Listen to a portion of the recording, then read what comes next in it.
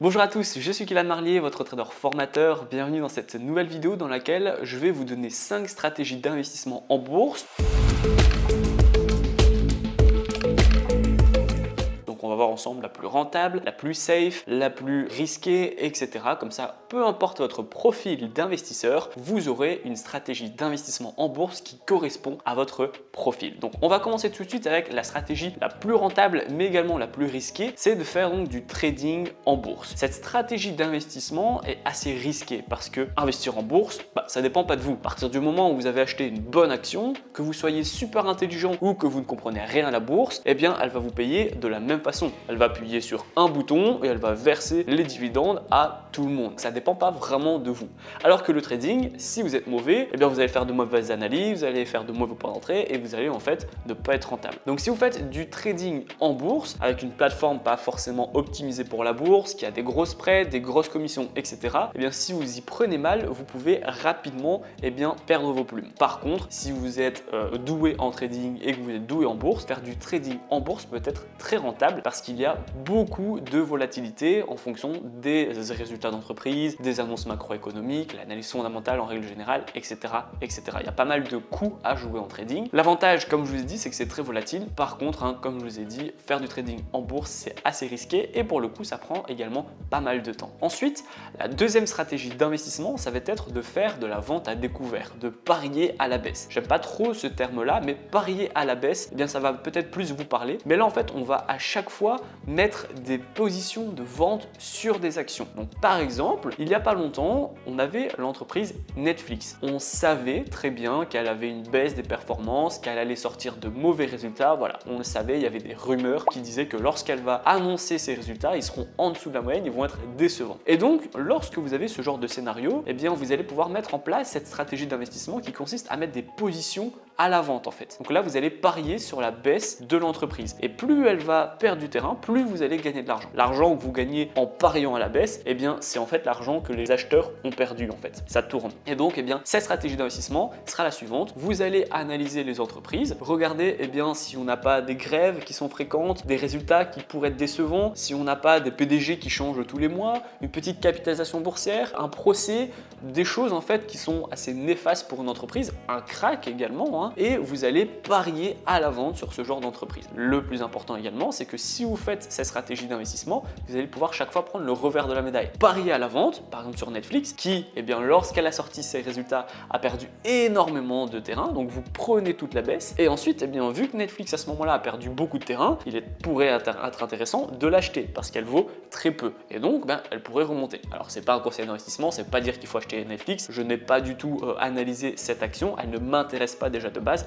donc je sais pas du tout s'il faut l'acheter ou pas, d'accord? C'était un exemple. Et donc cette stratégie d'investissement peut être très intéressante. Par contre, l'inconvénient, c'est qu'il faut des bases sur le fondamental. Vous allez devoir quand même regarder s'il y a des annonces économiques, s'il y a les résultats des entreprises, si regarder tout ce qui se passe autour de l'entreprise pour être sûr que vous fassiez un bon coup. Si par exemple vous êtes persuadé qu'Amazon va sortir des mauvais chiffres alors que au final les prévisions sont pas mauvaises et les rumeurs sont pas mauvaises et que vous mettez une vente dans le vide, ça pourrait également être un problème pour vous. Donc assurez-vous bien de faire correctement votre travail si vous décidez de faire cette stratégie. Ensuite, la troisième stratégie d'investissement, c'est ma préférée personnellement, ça va être de faire la stratégie de DCA, Dollar Cost Average. Donc qu'est-ce que c'est cette stratégie de DCA? C'est en fait investir le même montant à la même période sur la même action. Par exemple, je vais acheter tous les premiers du mois 100 € d'actions Apple. Peu importe son point d'entrée, peu importe si c'est haut, si c'est bas, si c'est neutre, on ne regarde pas le prix. En fait, tout ce qu'on va faire, c'est d'acheter. Et ça va être tellement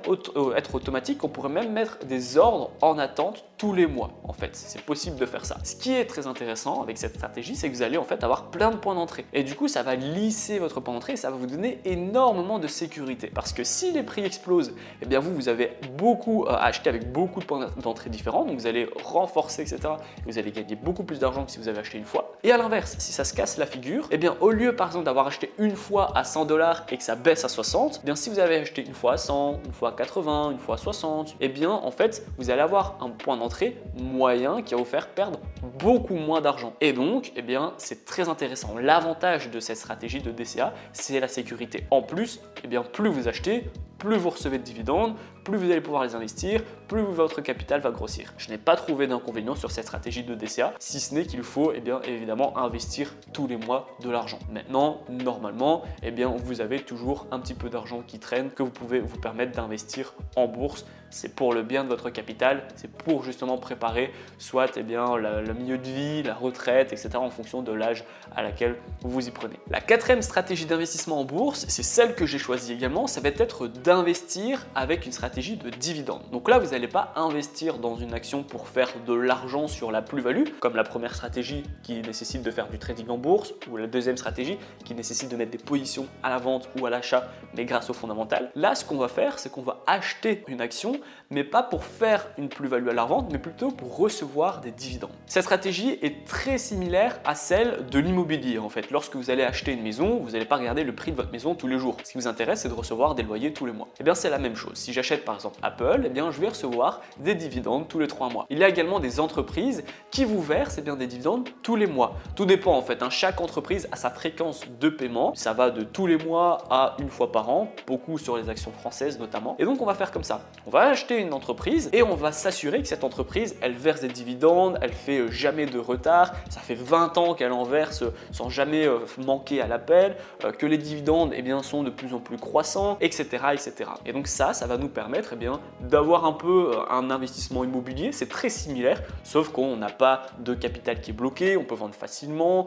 on n'a également pas de travaux, pas d'imprévus, pas de locataires, pas d'administratif. C'est quand même beaucoup plus simple et c'est très rentable. Vous pouvez compter 10%, 8%, 6% de rentabilité rien qu'avec les dividendes, sans compter que les dividendes ont une croissance et également que vous pourrez faire par exemple si dans 10 ans vous voulez vendre votre action, en plus d'avoir reçu tous les mois des dividendes, vous allez faire une plus-value lors de la revente. Donc cette stratégie, c'est ma préférée, c'est la stratégie donc à dividendes. Si vous combinez la stratégie de dividendes avec la stratégie de DCA, vous pouvez vraiment faire quelque chose d'extraordinaire en bourse. La cinquième et dernière stratégie d'investissement, c'est plus pour le papa rangé ou pour les personnes qui débutent et qui ne comprennent pas vraiment le monde de l'investissement, mais qui veulent faire un premier pas. Ça va être d'investir dans les ETF. Les ETF, c'est très safe également, c'est le gros avantage et ça va vous payer également parfois des dividendes. Il y a beaucoup justement d'ETF qui vous payent par exemple les meilleurs dividendes ou bien qui rassemblent les actions qui payent le plus de dividendes pendant le plus longtemps sans jamais manquer à l'appel. Voilà. Mais là, il y en a des